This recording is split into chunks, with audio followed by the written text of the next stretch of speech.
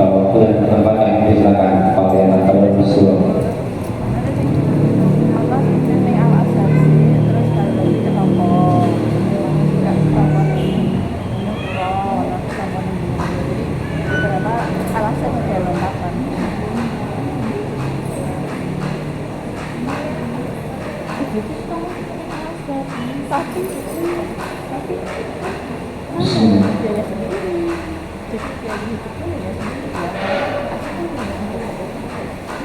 Assalamualaikum warahmatullahi wabarakatuh.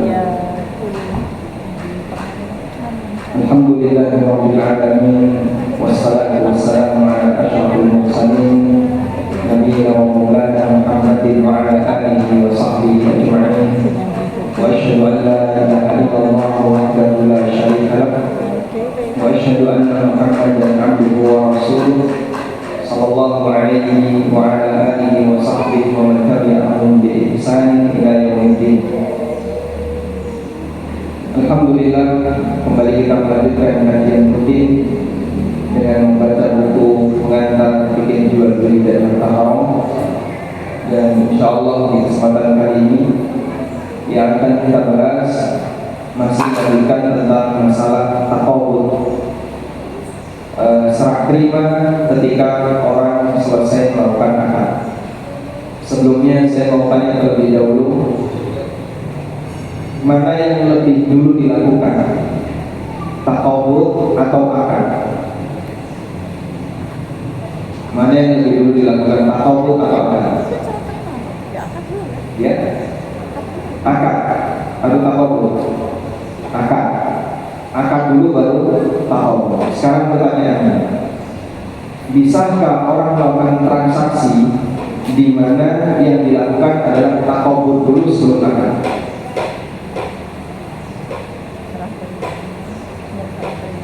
Bisakah orang melakukan transaksi di mana urutan yang dilakukan adalah taqabud terlebih dahulu sebelum akad? Bisa atau? Ini kita belajar, bisa. Kalau kita bicara idealnya adalah akad baru taqabud. Sekarang kalau dibalik taqabud dulu baru akad, mungkin atau tidak? Mungkin. Boleh atau tidak? Boleh atau tidak? Tidak boleh. Kenapa tidak boleh? Kenapa tidak boleh? Boleh. Boleh, Masya Allah. Kenapa boleh?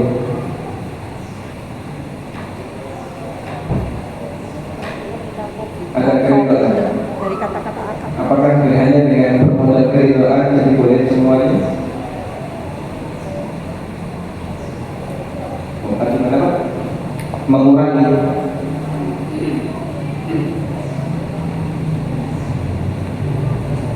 Baik. Sekarang kita membahas masalah taqabud. Apa sih kaitan boleh dan tidak boleh terkait taqabud itu? Apa kaitannya boleh dan tidak boleh? Jadi taqabud itu hubungan dengan hukumnya itu ada di mana? Ada di mana? Kita membahas tentang masalah taqabud, hubungannya dengan halal haram dalam fikih jual beli itu apa? Semarang itu kan? Ikut hubungannya apa?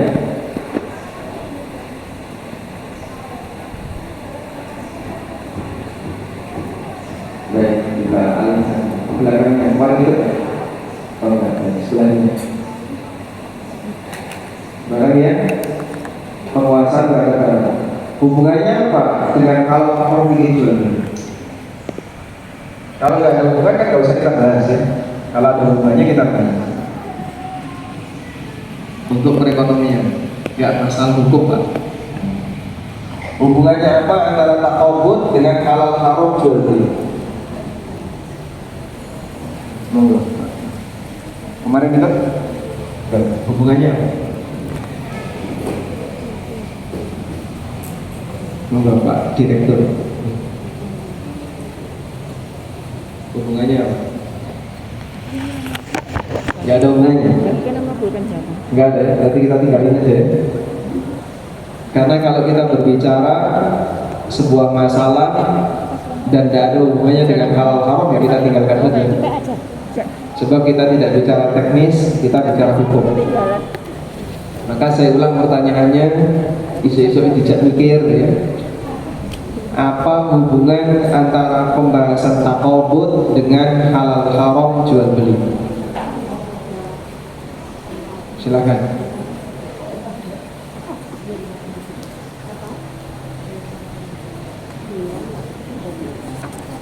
Sahnya jual beli ketika ada perpindahan hak milik. Taqabud itu memindahkan hak milik atau bukan? Bukan. Yang memindahkan hak milik itu apa? Akad, bukan taqabud. Sehingga ada akad, ada taqabud, dan tadi Anda sudah bedakan. Taqabud itu bukan memindahkan hak milik. Yang memindahkan hak milik adalah apa? Akad. Akad memindahkan hak milik, sedangkan taqabud memindahkan apa? Tanggung jawab terhadap barang. Baik. Pertanyaannya saya ulang. Apa kaitan antara pembahasan taqabud dengan halal haram jual beli?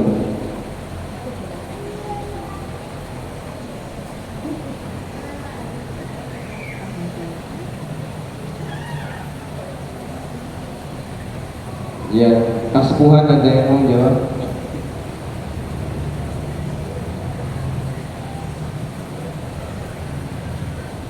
Baik, saya jawab ya. Apa kaitan antara taqabud dengan halal haram jual beli?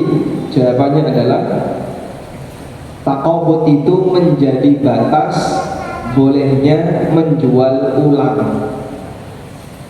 Taqabud itu menjadi batas apa? Bolehnya menjual ulang barang yang sudah dibeli.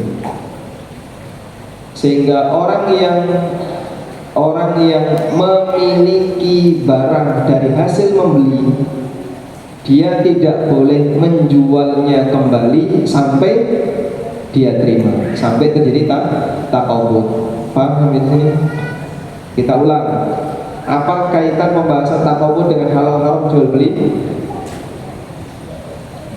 Bahwa seseorang tidak boleh menjual ulang barang yang dia beli sampai dia melakukan taqabud, sampai dia melakukan serah terima. Paham ini? Paham ya? Baik. Berarti kalau sekarang kejadiannya adalah ada orang yang memiliki barang tapi tidak melalui jual beli. Bolehkah dia menjual barang itu sebelum menerimanya? Ada orang memiliki barang tapi tidak melalui proses jual beli. Bolehkah orang itu menjual barang tersebut sebelum menerimanya? Contoh, si A dapat warisan, tapi warisannya ada di luar kota. Si A tinggal di Jogja, warisannya ada di Surabaya. Dia diinfo, kamu dapat warisan berupa tanah. Ini gambarnya, ukurannya sekian, gambar tanahmu ini sertifikatnya. Cuma dikirimi foto saja, sehingga dia tidak pernah datang ke Surabaya untuk menerima tanah itu, memegang sertifikatnya, dia nggak pernah. Pertanyaannya, dalam posisi ini apakah si A sudah memiliki tanah itu? Atau belum? Belum. Kenapa belum? Belum pindah.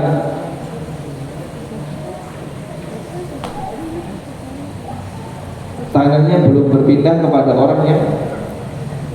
orang diwarisi. Kok bisa belum berpindah?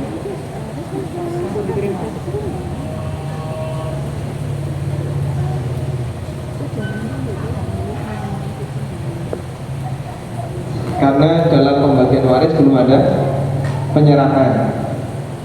Cara penyerahan warisan itu gimana? Apakah datang ke kuburan terus matur kepada bapak yang sudah meninggal, Pak, tanah saya terima ya, atau gitu. Sejak kapan ketika misalnya X mati, dia punya ahli waris A dan B. Udah, warisan dia adalah 2 petak tanah 1, tanah 2, ukurannya sama, dan A dan B ini anak-anaknya jenis kelaminnya sama, laki-laki. Sudah? Pertanyaannya, sejak kapan A dan B memiliki harta warisan dari X? Sejak X. Kenapa sejak X meninggal? Karena warisan itu dibagi setelah meninggal. Kenapa A dan B sudah memiliki sejak meninggal? Karena warisan itu bersifat otomatis, sehingga begitu pemiliknya mati, maka otomatis harta yang ditinggalkan oleh pemiliknya menjadi hak milik ahli waris, sehingga tidak perlu ada akad. Kamu sudah akad belum dengan mayit? Belum. Kemarin waktu mau dimakamkan lupa datang, sehingga nggak sempat ngomong sama mayit untuk serah terima barang. Perlu nggak seperti itu? Tidak, karena pemiliknya sudah mati. Makanya warisan itu tidak perlu akad. Sebab gimana mau akad? Mau pemilik pertamanya sudah mati. Sehingga warisan itu sifatnya otomatis. Begitu pemiliknya mati, otomatis harta yang dia tinggalkan jatuh menjadi hak milik ahli waris. Sampai sini jelas atau jelas? Jelas. Baik, pertanyaannya, si A dapat warisan, dia tinggal di Jogja, warisannya di Surabaya, dan dia nggak sempat untuk pulang. Bolehkah si A menjual lahan hasil warisan itu? Boleh atau tidak? Boleh. Kenapa boleh?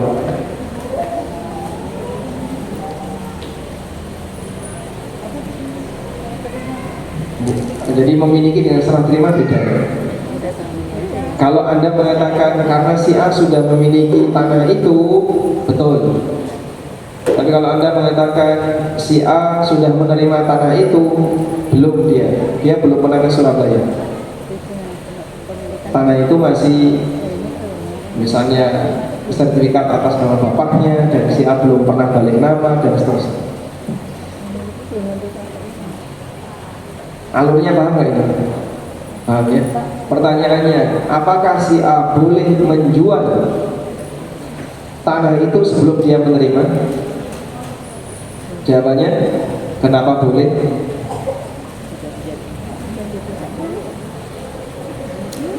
Karena si A memiliki tanah itu bukan melalui jual beli, bukan. Andaikan dia beli tanah itu dari Surabaya, sebelum dia terima dia jual lagi, tidak boleh. Karena tanah itu dimiliki dari hasil jual beli. Sampai di sini jelas? Baik, saya akan bawa ke kasus yang lebih real. Dan kasus ini sangat banyak terjadi di masyarakat. Bahkan pernah ada di masa sahabat Abu Hurairah, di masa sahabat Zaid bin Thabit, dan waktu itu yang menjadi khalifah Amirul Mukminin, waktu itu yang menjadi pemimpin adalah Marwan, Khalifah Marwan bin Hakam. Di zaman Khalifah Marwan bin Hakam, beliau menerbitkan sukuk. Yang sukuk itu tertera di sana bahwa pemegang sukuk ini berhak untuk mengambil bahan makanan gandum sebanyak sekian sok. Silahkan diambil di daerah Al-Jar. Daerah Al-Jar itu berada di Jeddah, di dekat dengan Laut Merah. Di Al-Jar itu ada gudang makanan, bulognya zaman Umayyah, zaman Daulah Bani Umayyah. Itu bulognya Itu berada di daerah Al-Jar, dekat dengan mana? Laut Merah, di Jeddah, di sekitar Jeddah. Apakah Jeddah ketika itu sudah ada, Pak? Wallahu a'lam. Yang jelas pokoknya daerah Al-Jar itu ada di dekat Laut Merah. Nah, negara Daulah Bani Umayyah yang waktu itu khalifahnya adalah Marwan bin Hakam membagikan sukuk sebagai penghargaan untuk para pahlawan kaum muslimin. Pahlawan kaum muslimin ketika itu siapa? Para sahabat Muhajirin dan Ansar, yang dulu mereka telah berjuang gigih, mempertaruhkan nyawanya, hartanya demi memperjuangkan Islam. Maka mereka dikasih penghargaan oleh negara berupa sukuk tadi.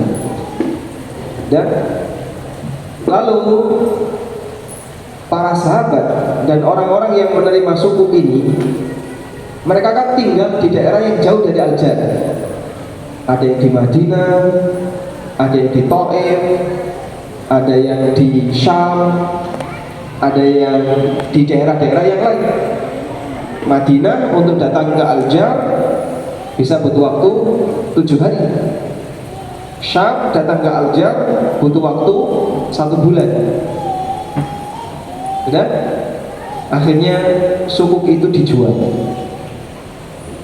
Daripada saya harus datang ke Al-Jar untuk ngambil bahan makanan, ya mending saya jual, lalu saya dapat uang tunai, sehingga dengan ini saya bisa gunakan untuk belanja di tempat yang terdekat. Paham gambarannya? Paham ya? Baik. Sehingga terjadilah banyak jual beli sukuk ketika itu. Terjadilah banyak jual beli, praktek jual beli sukuk. Pemegang sukuk pertama menjual ke orang kedua, orang kedua menjual ke orang ketiga, orang ketiga jual ke orang keempat, sampai harga sukuk itu jadi naik. Harga sukuk ini jadi naik. Akhirnya praktek ini diingkari oleh Abu Hurairah radhiyallahu anhu, Zaid bin Thabit, dan beberapa sahabat yang lainnya. Mereka datang menghadap kepada Marwan bin Hakam dan menyampaikan kepada Marwan bin Hakam, laqad ahlaltal riba, kamu telah menghalalkan riba. Begitu Marwan mendengar ini, beliau langsung mengucapkan, a'udzubillah, a'udzubillah, aku berlindung kepada Allah. Ada apa? Kok sampai disebut aku menghalalkan riba? Kemudian kata sahabat, kamu telah membolehkan masyarakat untuk melakukan praktek jual beli sukuk. Loh, kenapa? Tidak boleh. Praktek ini tidak boleh. Akhirnya Marwan mengutus beberapa petugas negara untuk nariki sukuk itu. Semua sukuk itu ditarik, semua dikembalikan ke negara, mengingat adanya praktek jual beli sukuk tersebut. Baik, pertanyaannya, tolong diskusi kelompok ya. Kelompok 1 yang sepuh-sepuh saja, tolong diskusi kelompok ya. Kenapa ini disebut riba? Kelompok 1 ini banyak sekali. Kelompok 2, nanti kelompok 3 ibu-ibu. Silakan dibahas 2 menit. Kenapa disebut riba? Saya tinggal dulu ya. Sanggup nggak? Baik, silakan dirembuk sama teman-temannya. Pokoknya kajian bikin muamalah KPMI isinya studi kasus.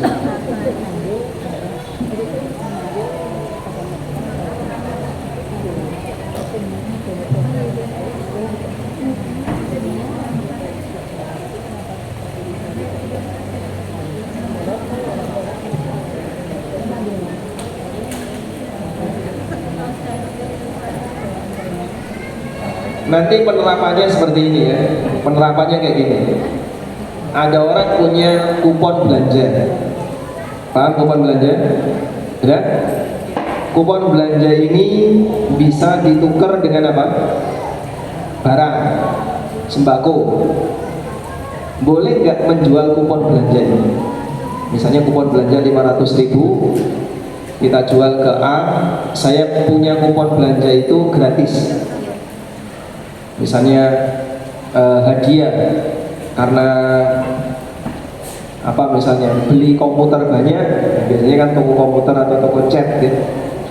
Lalu dikasih hadiah oleh produsen atau distributor kupon belanja senilai 500.000. Boleh nggak dijual ke orang lain dengan harga yang sama atau dengan harga yang di bawah nilai 500.000? Nah, itu nanti kaitannya dengan hukum sukuk yang ditukar di aljar tadi, yang disebut oleh Abu Hurairah Zaid bin Thabit sebagai riba. Ribanya ada di mana?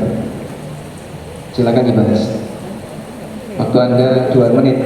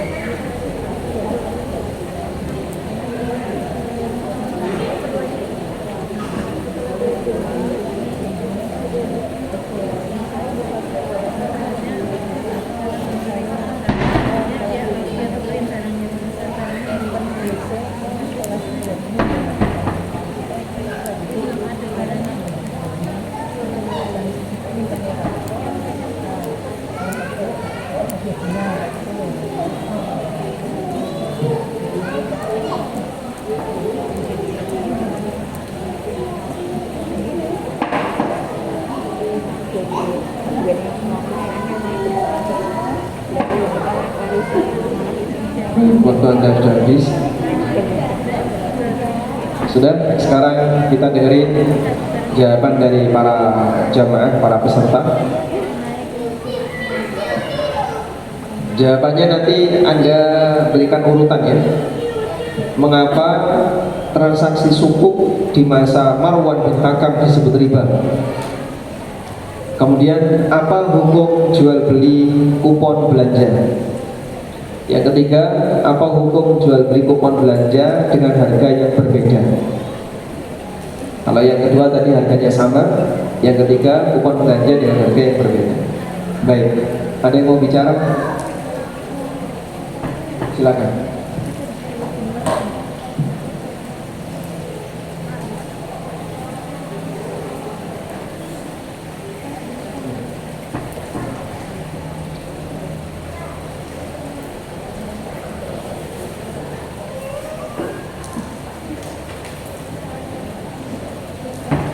Bantuan belum diterima sudah dijual. Terus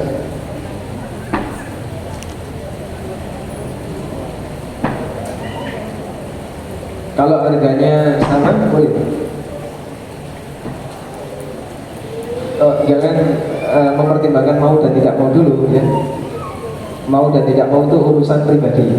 Kita bicara hukum. Misalnya voucher belanja 500 dijual 500, itu boleh atau tidak?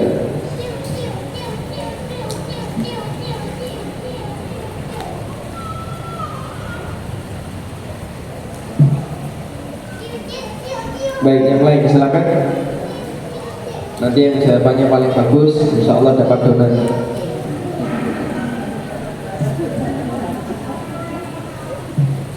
Silakan.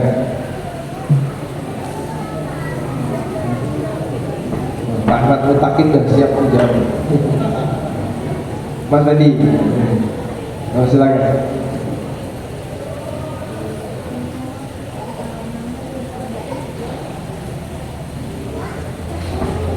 Bendahara KPMI ada nggak? Siapa? Oh ini, nah, harus jawab.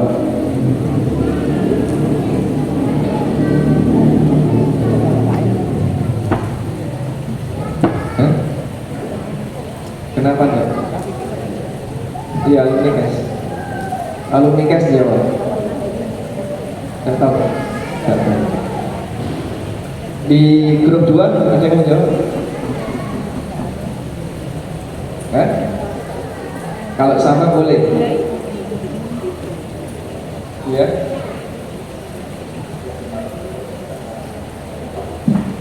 Kalau sama, nilai tukarnya sama. karena sama boleh ya. Tapi kenapa di zaman Marwan disebut di zaman Marwan bin Hakam disebut riba? Karena berbeda Berbeda apa? nilainya. Di situ nggak ada nilainya. Sukuknya di zaman Marwan itu tidak disebutkan nilai barang, tapi yang disebutkan bentuk barang. Misalnya gandum sekian, kurma sekian, apalagi zabib sekian misalnya ya. Sudah? Sehingga kalau dia datang ke Al-Jar lalu dia tunjukkan itu, nanti dia mendapatkan sesuai yang tertera. Nah ini dijual, itu boleh atau tidak? Kalau satu komoditi nggak boleh kita. Satu komoditi, maksudnya satu komoditi? Misalnya kurma dengan kurma, misalnya kurma dengan bahan pokok. Baik. Sekarang coba kita urutkan ya. Cara menyelesaikan kasus. Bagian yang pertama yang dilakukan apa Pak? Pahami tasawur. Memahami apa? Tasawur. Kita harus punya tasawur terhadap kasus, gambaran yang detail terhadap kasus agar bisa memberikan jawaban. Tasawur itu bisa kita lakukan dengan cara memperbanyak pertanyaan. Gunakan teori wartawan 5W1H. 5W1H. Mulai dari what, when, where, who, terus apa lagi? Why, how. Semua Anda bisa gunakan sebagai senjata pelengkap untuk melihat hakikat dari sebuah masalah. Pertanyaan yang pertama, sukuk ini hakikatnya apa? Uang atau barang? Uang atau barang? Lebih tepatnya barang. Sukuk ini hakikatnya barang, bukan uang. Apa buktinya? Apa buktinya? Yang pertama, dia tidak bisa digunakan sebagai alat transaksi. Anda kalau punya kupon belanja yang diterbitkan oleh Superindo, bisa nggak dipakai untuk ke Alfamidi? Kenapa nggak bisa? Kenapa nggak bisa? Mereka nggak terima. Pak, ini bukan kupon belanja di tempat kami. Bapak salah alamat. Yang ke sana. Sehingga kalau Anda dapat kupon belanja bakso Pajero, bisa nggak ditukar ke sate Pak Bayu? Bisa. Oh karena teman, ini pengecualian kali ini. Bisa ya? Bisa. Baik. Sehingga ketika sebuah department store menerbitkan kupon belanja, lalu kupon belanja itu dipakai oleh penerimanya ke department store yang lain, ke toko yang lain, tidak diterima. Ini bukti bahwasanya itu bukan uang. Sudah? Yang kedua, kupon belanja ini karena bukan uang, maka lebih tepatnya dia adalah kertas berharga yang mewakili barang. Kertas berharga yang mewakili barang. Paham di sini? Sampai di sini jelas? Baik. Karena dia kertas berharga yang mewakili barang, berarti ya, ketika saya menerima kupon belanja itu, maka saya dianggap apa? Kalau saya dapat hadiah dari distributor X, kamu saya kasih hadiah kupon belanja di swalayan A, terus saya terima. Berarti ketika saya menerima, itu sama dengan saya menerima secara apa? Saya menerima secara takobut hukmi. Pernah belajar takobut hukmi? Sudah boleh. Aku belum gue. Takobut hukmi sudah kan kemarin? Takobut ada berapa? Ada dua. Yang pertama apa? Hakiki. Yang kedua hukmi. Hukmi itu maksudnya apa? Serah terima yang diwakili oleh barang yang lain. Paham ini? Baik, maka status saya menerima kupon itu sama dengan saya telah melakukan takobut hukmi. Sampai di sini paham? Paham insyaallah ya? Sudah? Baik. Selanjutnya, bolehkah ketika saya sudah menerima takobut secara hukmi ini, saya jual kupon itu dengan harga yang sama? Misalnya tertera 500, ya saya jual 500. Bolehkah saya jual kupon itu dengan harga yang sama? Ada dua pendapat ulama dalam masalah. Sebagian ulama mengatakan hukumnya tidak boleh. Mengambil zahir dari keterangan Abu Hurairah dan Zaid bin Thabit bahwa praktek ini riba. Riba kenapa disebut riba? Karena menjual makanan sebelum menerima makanan itu. Menjual makanan sebelum menerima makanan itu. Dan kemarin sudah kita bahas ya, kalau mau menjual makanan harus dilakukan istifa. Masih ingat definisi istifa? Apa kemarin istifa?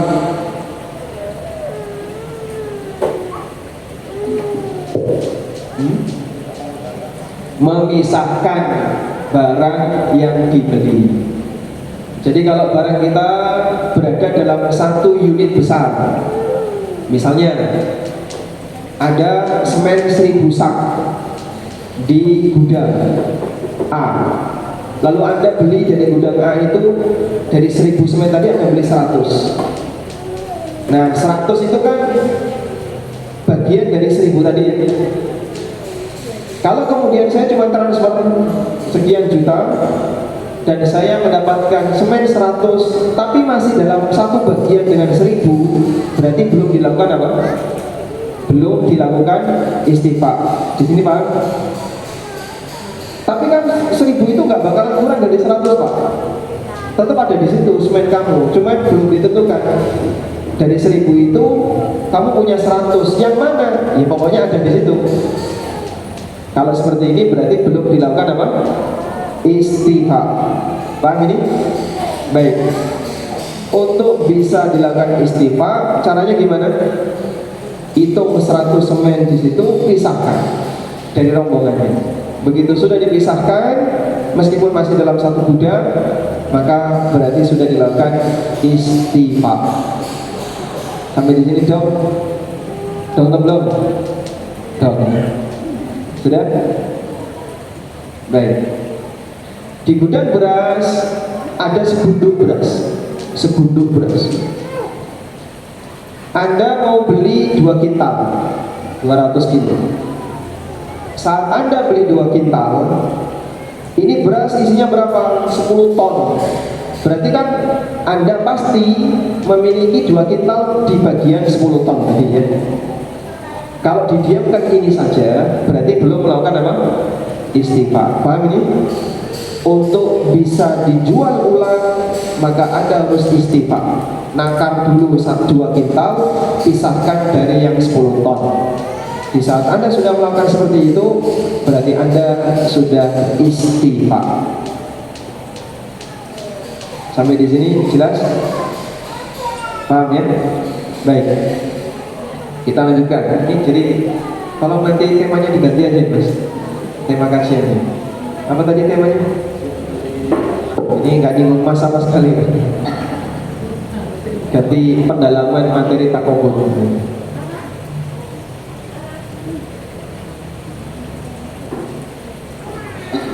Saya lanjutkan.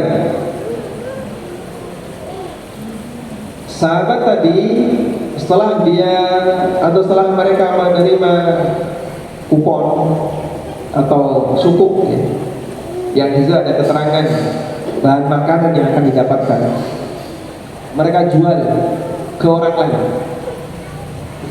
Hukum seperti ini boleh atau tidak?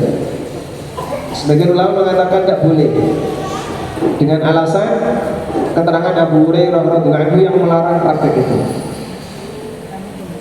Dan pendapat yang kedua mengatakan hukumnya boleh. Kenapa boleh? Karena betul dia belum menerima bahan makanan itu, namun dia mendapatkan bahan makanan itu melalui proses hadiah, bukan melalui proses pembeli. Paham? Baik. Sementara yang dilarang oleh Abu Hurairah, Zaid bin Thabit dan beberapa sahabat yang lain adalah dari orang kedua dijual ke orang ketiga. Ini tidak boleh. Inilah yang disebut oleh mereka dengan riba tadi. Maka kalau misalnya yang menerima adalah sahabat A, sahabat A karena jauh dia jual ke sahabat B, praktek ini boleh. Loh, kenapa belum diterima kok boleh? Karena dia mendapatkan sukuk itu melalui proses hadiah, bukan melalui proses jual beli. Paham? Nah, yang terlarang adalah ketika B menjual ke C. Saat B menjual ke C, berarti B menjual barang makanan yang belum dia terima, belum dilakukan istifak. Padahal bahan makanan ini melalui hasil membeli. Paham insyaallah? Jelas terbang? Jelas ya? Alhamdulillah. Sehingga yang disebut sebagai riba oleh Abu Hurairah, oleh Zaid bin Thabit dan yang lainnya adalah posisi yang kedua. B menjual ke orang lain sebelum dia mengambil makanan itu dari daerah al-jan, dan itu disebut riba. Kenapa riba? Karena dalam etimologi para sahabat, dalam bahasa para sahabat, semua transaksi yang dilarang dalam Islam masuk dalam kategori riba. Riba dalam makna yang luas. Riba dalam arti dan makna yang luas. Wallahu ta'ala. Sampai di sini down atau belum? Down? Sekarang kita beralih ke kupon belanja. Perhatikan saya ya. Saya mendapatkan hadiah kupon belanja. Jadi misalnya saya belanja cat dalam jumlah banyak, lalu produsen cat itu memberikan hadiah ke saya berupa kupon belanja senilai 500.000. Pertanyaannya, bolehkah saya menjual kupon belanja 500.000 itu seharga 500.000 kepada A, B, C?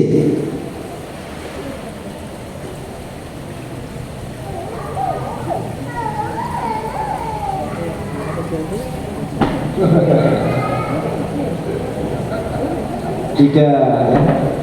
Karena mengambilnya harus pakai KTP yang menerima kupon belanja.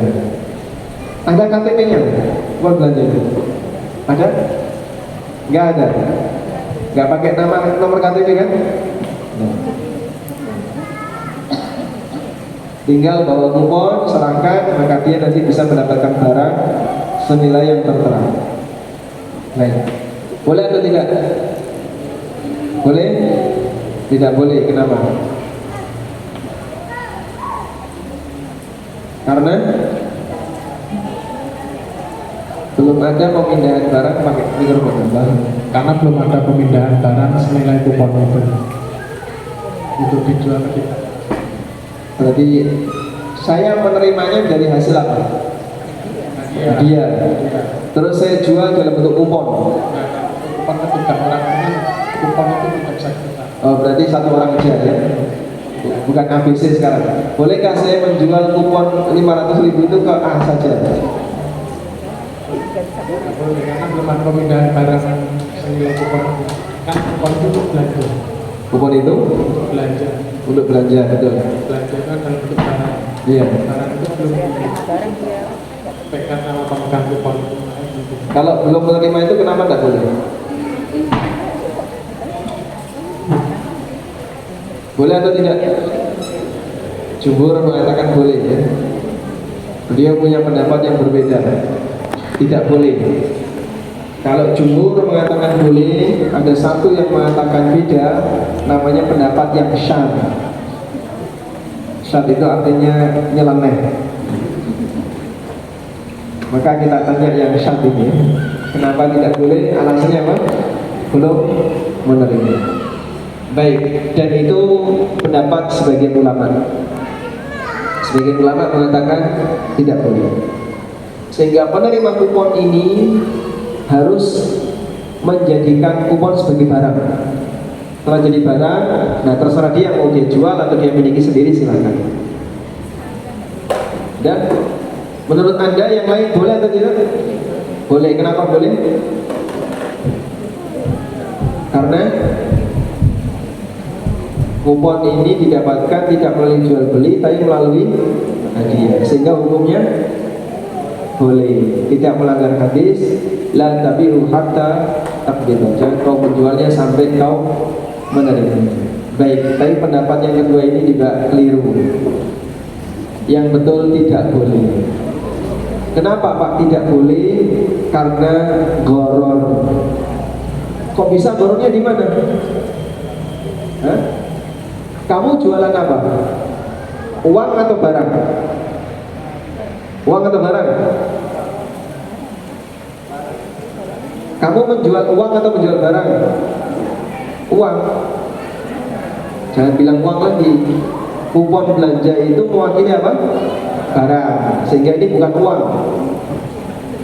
Maka kupon yang tertera 500.000 itu ketika dijual itu sama dengan menjual uang atau menjual barang? Jual barang. Baik. Menjual barang senilai 500.000, paham ya? Barangnya yang mana? Milih sendiri. Berarti kan nggak jelas, ya nggak? Jelas atau tidak? Tidak. 500.000 ini barangnya yang mana? Ya nggak tahu. Nanti kamu bisa masuk ke swalayan itu dan kau bisa beli, milih sendiri.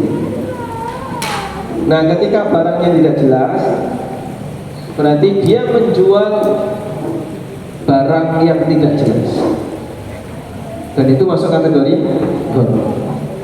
Mas, mau nggak bayar ke saya 500.000? Terus nanti dapat apa saya? Bapak, saya kasih barang senilai 500.000. Bentuknya apa? Wallahu a'lam. Ya nggak bisa. Masuk barang senilai 500.000 nggak jelas wujudnya apa. Gampang, pokoknya nanti tak sediakan sesuai kebutuhan sembako Anda. Nggak bisa ya. Karena masing-masing kebutuhan orang berbeda. Sampai di sini jelas atau belum? Jelas ya? Baik. Kecuali apabila di kupon 500.000 itu tertera keterangan ini mendapatkan misalnya 3 liter minyak, 1 liter air mineral, terus misalnya mie instan 5 dus. Terus ada keterangannya di situ. Dan tidak boleh keluar dari keterangan ini. Sehingga 500.000 itu maksudnya adalah barang-barang yang disebutkan di bawahnya. Kalau seperti ini hukumnya boleh. Dan itu seperti praktek aljar yang tadi kita ceritakan. Sudah? Selanjutnya ketika itu diperbolehkan, maka orang kedua boleh nggak menjual ke orang ketiga? Nggak boleh sebelum dia istifak menerima barang itu dari toko yang menyediakan kupon tersebut. Wallahu ta'ala alam, walhamdulillahirabbil alamin. Sampai di sini paham insyaallah? Paham ya? Baik, ada yang mau disampaikan silakan.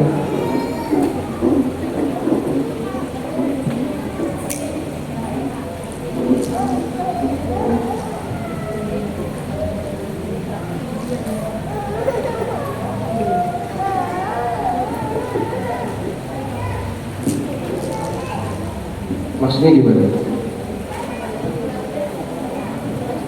Ya.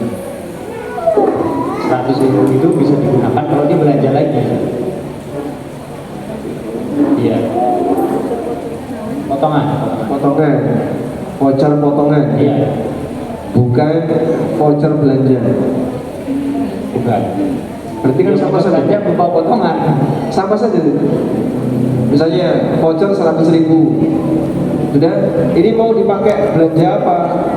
Dia belanja kan senilai 200.000, begitu dikeluarkan voucher ini terbayarlah 100.000. Ya kan sama saja. Tidak boleh. Yang sama dengan kupon belanja tadi, bedanya apa? Mau bentuknya potongan atau ini dipakai alat bayar kan sama saja ya. Jadi begitu di kasir tertera 200.000, masukkan kode nomor belanja, kupon belanja, redeem, dimasukkan kode redeem dari kupon belanja tadi ya. Ketika dimasukkan langsung terpotong 100.000. Sebenarnya kan sama saja sebagai alat bayar untuk barang tadi, begitu. Maka dalam posisi ini kupon belanja ini adalah mewakili atau pengganti dari nilai belanja yang dia ambil. Baik, ada lagi yang lain? Silakan.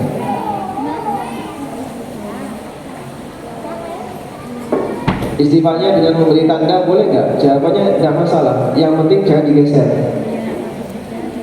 Sehingga misalnya Anda beli 100 sak semen, yang Anda beli diceti semua, garis sudah sebanyak 100. Nah yang sudah digaris ini oleh toko tidak boleh dijual ke orang lain. Wallahu a'lam. Mikrofon di mana?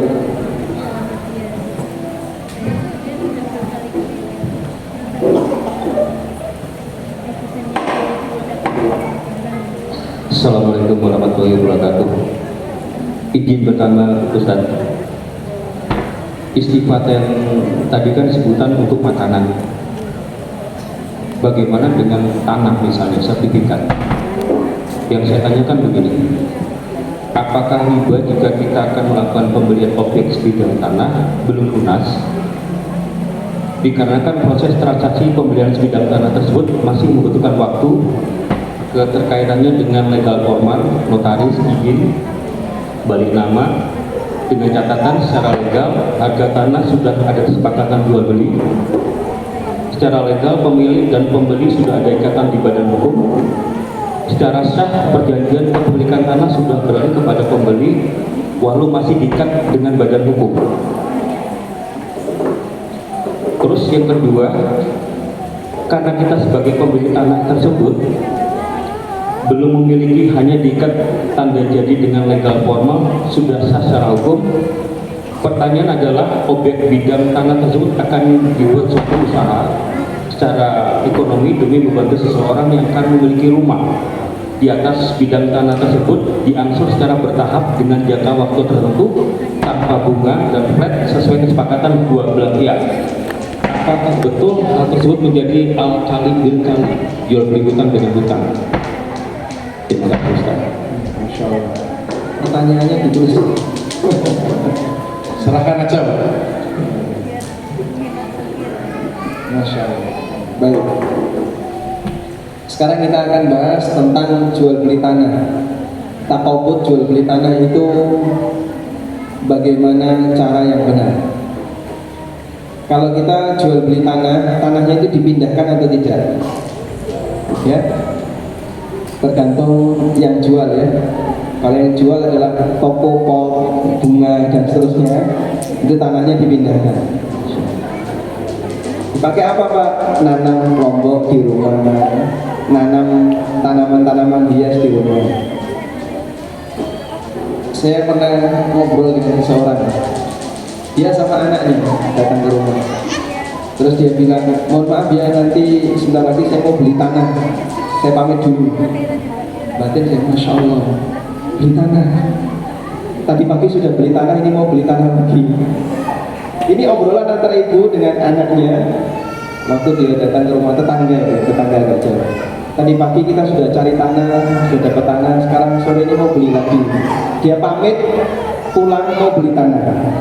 Tadi pagi sudah beli tanah. Kaget saya. Isuk tunggu tanah, sore tunggu tanah. Ternyata di dipakai untuk nanam. Beli tanah sekarung dipakai untuk nanam tanaman hias. Oh, pantas ya. Baik. Sehingga jual beli tanah yang kita lakukan itu tidak memindahkan objek. Oleh karena itu, pada hakikatnya sebenarnya jual beli tanah itu sama dengan jual beli legal tanah. Hakikat dari jual beli tanah itu kan sebenarnya jual beli legalitas saja, Pak. Dalam arti tanah itu tidak akan berpindah, sehingga Anda menempati tanah itu legal atau tidak, itu yang jadi pertanyaan. Ketika tidak legal, Anda tidak akan diizinkan, dan ketika legal barulah Anda diizinkan.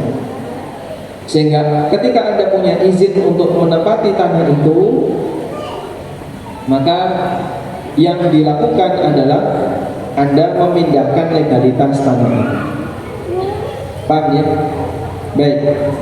Oleh karena itu sebenarnya takobut untuk tanah bukan takobut barang, tapi lebih kepada takobut legalitasnya. Begitu dia sudah dianggap telah legal untuk menempati tanah itu, untuk menggunakan tanah itu, berarti sudah dilakukan serah terima. Nah, batasan ini notaris lebih paham. Yang saya ketahui, wallahu ta'ala, batasan takobut legalitas itu ada di dua tempat. Pertama, PPJB, Perikatan Perjanjian Jual Beli. Yang kedua, AJB, Akta Jual Beli. Biasanya AJB tidak akan dibuat kalau pembayaran belum lunas. Sehingga kalau baru DP, kemudian pembayaran 1, 2, intinya belum sampai lunas, yang jadi pegangan hanya PPJB. Dengan adanya PPJB sudah bisa diproses untuk pemindahan atas nama sertifikat.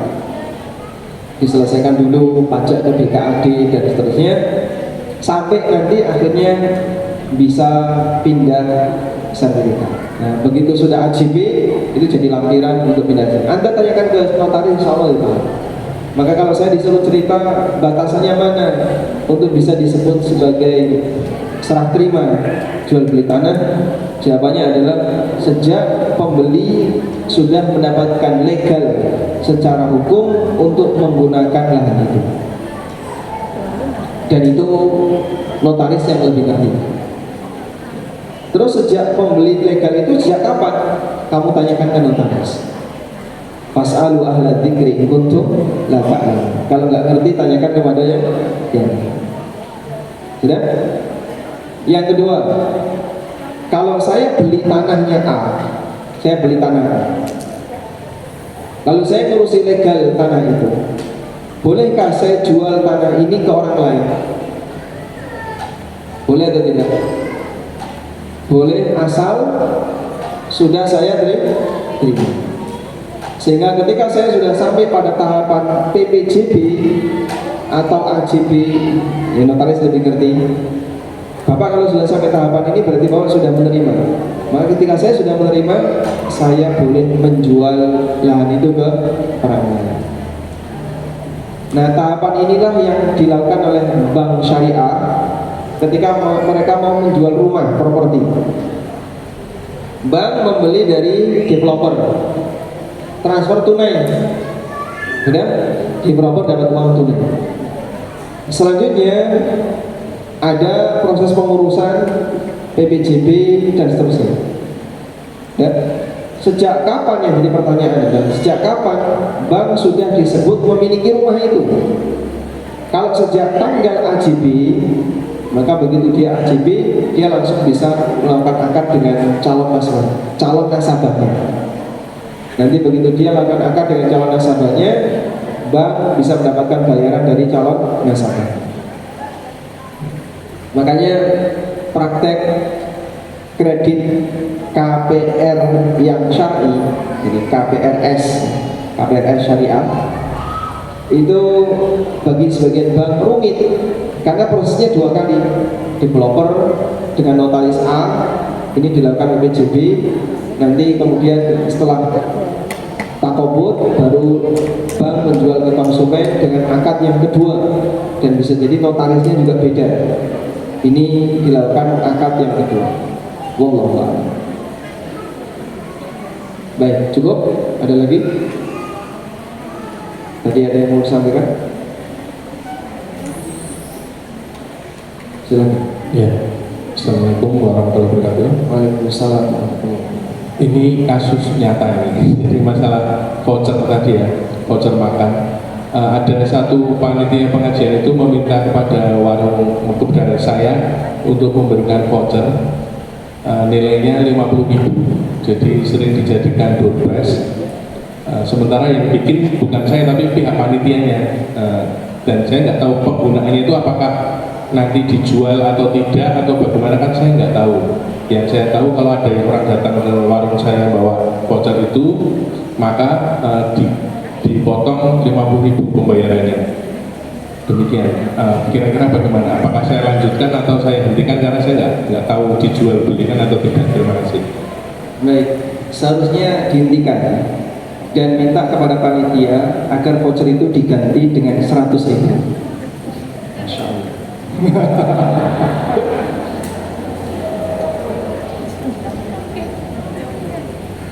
Kalau 50.000 terlalu kecil ya?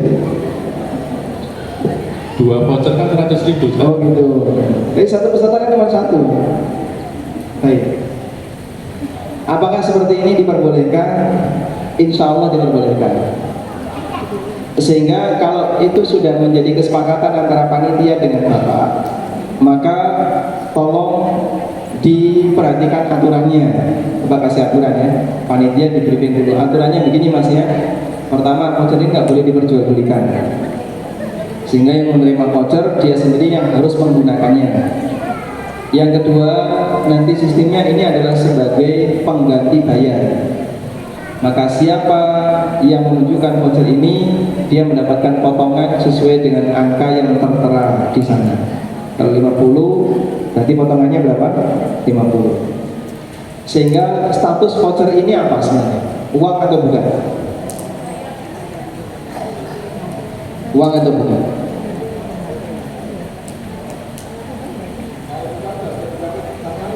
Kalau uang nggak bisa dipakai di tempat yang lain. Ini bukan uang jelas ya, karena dia bukan alat tukar. Terus betulnya apa ini? Sukuk atau surat utang?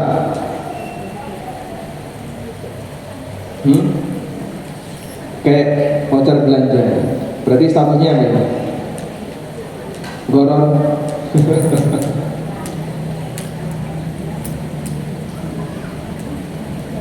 Wallahu ta'ala alam. Ini lebih tepatnya adalah sukuk yang diterbitkan oleh warung sebagai penanggungan utang.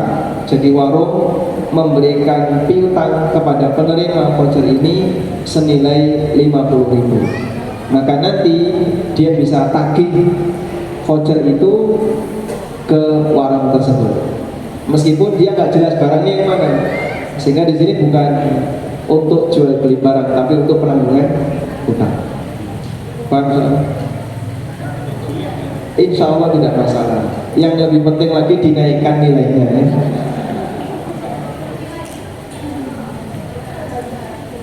Baik, silakan. Assalamualaikum Ustaz, ada pertanyaan dari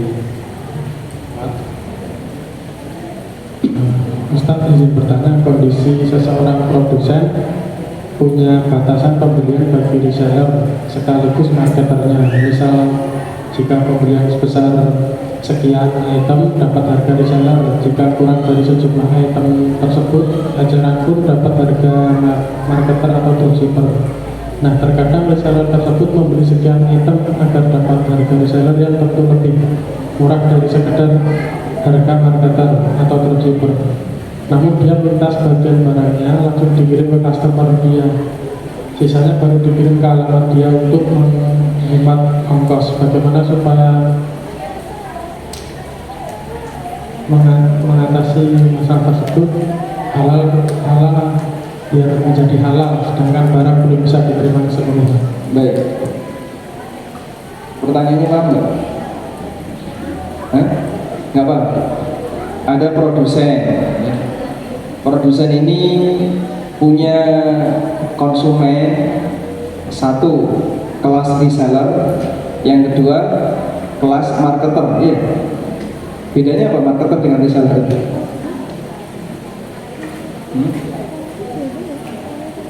Kalau reseller kan dijual ulang, kalau marketer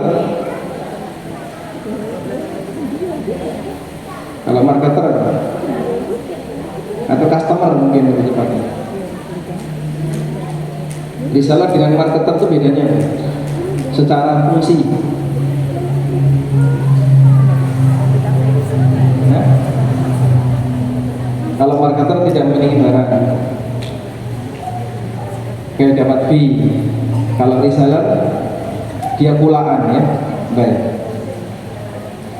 Intinya antara reseller dengan marketer ini oleh produsen diberi harga yang berbeda. Boleh atau tidak orang mendapatkan atau memberikan variasi harga disebabkan karena jumlah belanja.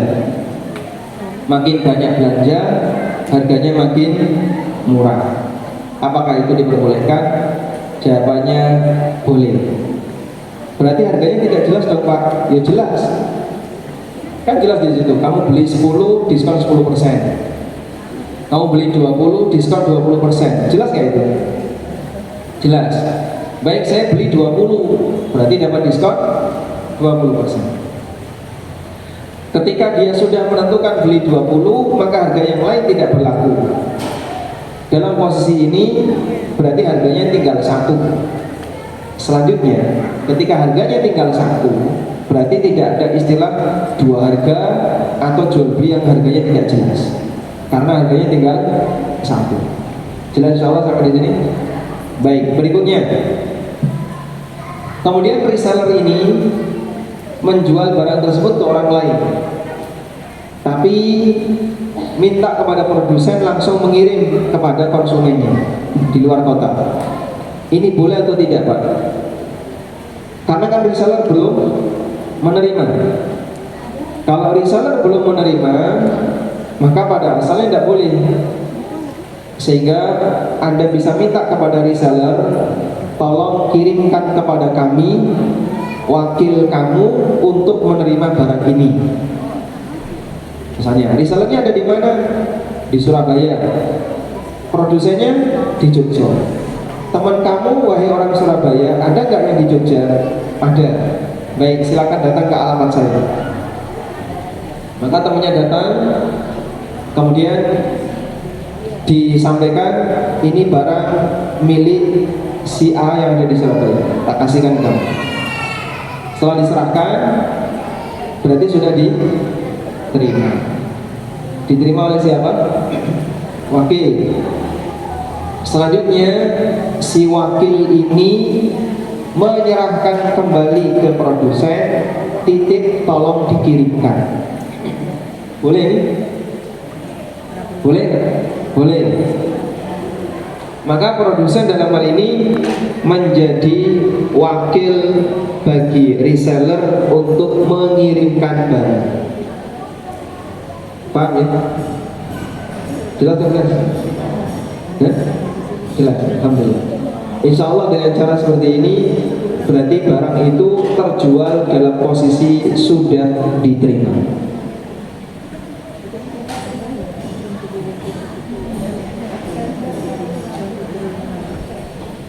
Kalau perwakilan teman ini diakal-akali.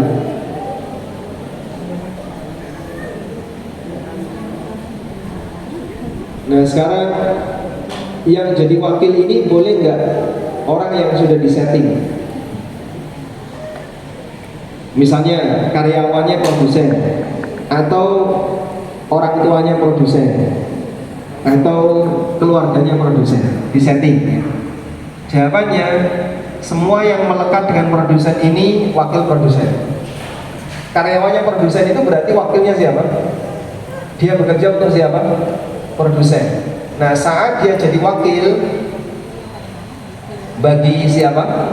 Reseller, berarti X ini, yaitu karyawannya produsen, dia menjadi wakil untuk 2 orang. Ketika dia jadi wakil untuk 2 orang, maka dia melakukan akad dengan dirinya sendiri. Dia melakukan akad dengan dirinya sendiri. Ijab dan qabul terjadi pada 1 orang, dan itu tidak diperbolehkan.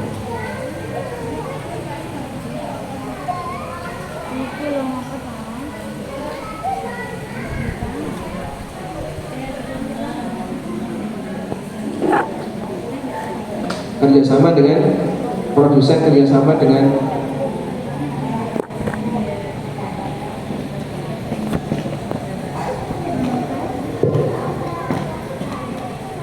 bisa itu yang jelas, yang penting dia orang lain kalau dibayar, diminta oleh produsen, ini tolong kamu bantu reseller saya untuk jadi wakilnya, nanti kamu dibayar, itu boleh.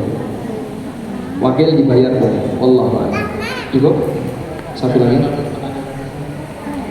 Ini ada mantan karyawati bank pemerintah konvensional sudah resign dari hijrah, seorang akhwat yang pensiun yang sudah pensiun mendapatkan uang pensiun setiap bulannya dari bank konvensional itu tersebut. Qadarullah, suaminya itu meninggal, Ustaz. Beliau pegawai swasta yang tidak punya pensiunan. Dan akhwat ini tidak mempunyai penghasilan, apakah boleh uang pensiun tersebut untuk nafkah sehari-hari? Uang riba yang didapatkan oleh seseorang dan dia tahu itu riba, pada asalnya disalurkan ke fakir miskin. Dia harus salurkan ke fakir miskin. Udah? Dan ternyata penerima ini juga fakir miskin. Yang membawa uang ini juga orang yang membutuhkan, orang miskin. Berarti dia sendiri bagian dari fakir miskin yang berhak untuk menerima uang tersebut. Ya.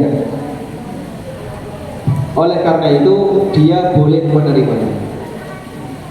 Kalau masih ada sisa, silahkan disalurkan ke fakir miskin.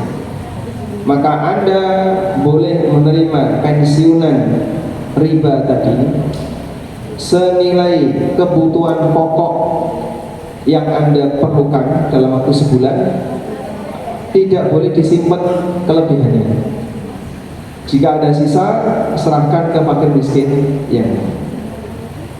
Dan ini sebagaimana yang difatwakan oleh Al-Ghazali, kemudian pendapat yang disampaikan oleh Ibnu Qayyim, dan saya cantumkan di buku Ada Apa Dengan Riba, berkaitan dengan solusi bagi orang yang memiliki harta riba. Maka caranya adalah jika dia sudah mendapatkannya, dia salurkan harta itu ke fakir miskin. Tapi kalau dia orang miskin juga, maka dia berhak untuk kemudian menerimanya. Wallahu ta'ala alam. Demikian yang bisa kita sampaikan, semoga bermanfaat. Wassallallahu ala nabiyyina Muhammadin wa ala alihi wa sahbihi wa sallam. Wa akhiru da'wana alhamdulillahirabbil alamin. Untuk materi pertemuan berikutnya adalah jual beli emas online. Insyaallah taala. Subhanakallahumma wa bihamdika asyhadu an la ilaha illa anta astaghfiruka wa atubu ilaik. Wassalamualaikum warahmatullahi wabarakatuh. Wassalamualaikum.